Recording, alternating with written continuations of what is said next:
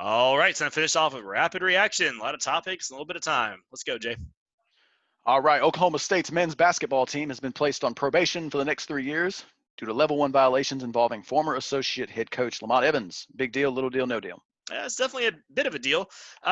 Evans was receiving thousands of dollars in bribes for steering players to certain agents and sponsors after they turned pro, and it's just another black eye on the sport. Like since the FBI had come down on them all those years ago, Oklahoma State, for what it's worth, has not been to the Sweet 16 since 2005, but they just landed the number one recruit for 2021 in Cade Cunningham, so this could wind up costing him.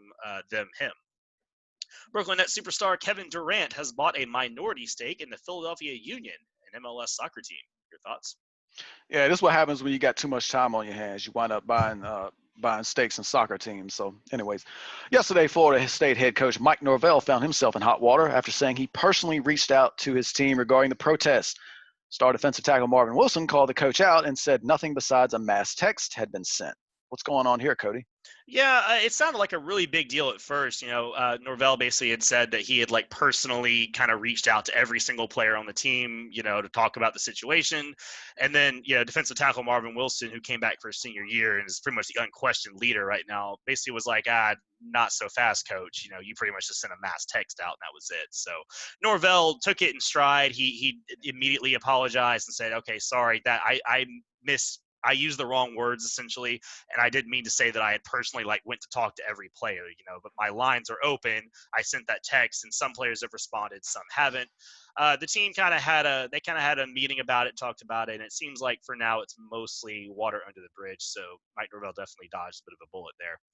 Patriots quarterback Jared Stidham has been leading throwing sessions with small numbers of teammates, according to ESPN's Mike Reese. Does that impress you? Not really. It sounds like something he probably should be doing. And again, it's the off season. He's not going to impress me until I see some game action and at the very least see him make some throws in the preseason. With the NBA restart finalized, the Hawks season has ended. And with that, Vince Carter's career has ended. The 43-year-old who played in 4 different decades said he would retire after this season. So what will you remember most about his career? Oh man, it's the dunks, 100%. The Olympic dunk will always be immortalized to me in basketball history. I mean, I think he has to widely be considered one of, if not the greatest dunker of all time. And it sucks he never got a ring, but he also was one of these guys that really chased one towards the end. He was on a couple pretty good teams, but overall, maybe did he live up to the hype? Maybe not. But he's a good dude, and best of luck to him in his next endeavors. The Pittsburgh Pirates will be without right-handed starter Chris Archer for the 2020 season after he had surgery to relieve symptoms of thoracic outlet syndrome. Big loss. Not really. The Pirates are already without their ace, Jameson Tyon, for Tommy John surgery. Now they're without their number 2 in Archer. They probably wouldn't have been all that good anyway with both of those guys. And oh, by the way, we're not even certain if we're gonna have baseball off one of our previous topics today. So no, not a big deal at all right now. NBA Commissioner Adam Silver says it's possible older coaches might not be on the sideline when the season resumes due to COVID-19 concerns. Are you for or against this idea?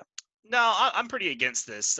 First of all, none of these guys are ancient, nor do they have tremendous health problems. I mean, they ain't dragging around oxygen tanks or getting wheeled around in a wheelchair on the sidelines. So your environment's going to be about as safe as it can possibly be with daily tests and whatnot scheduled. So it doesn't seem necessary to me, first of all, as long as the tests are being ran.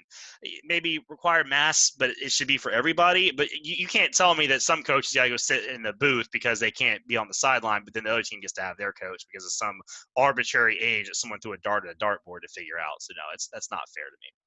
Last one, 6 NFL head coaches returned to work today. They were Andy Reid, Mike Tomlin, Bill O'Brien, Vic Fangio, Zach Taylor, and Kevin Stefanski. Any big takeaways from this news, Jay?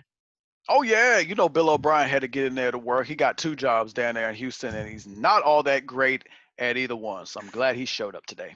Good for him. All right, that concludes today's Drink of Wisdom. I'm Cody Ward. I'm Jay Wise, and remember, make tomorrow better than today. Make today better than yesterday. And you know what we're gonna do? We're gonna holler at you until next time.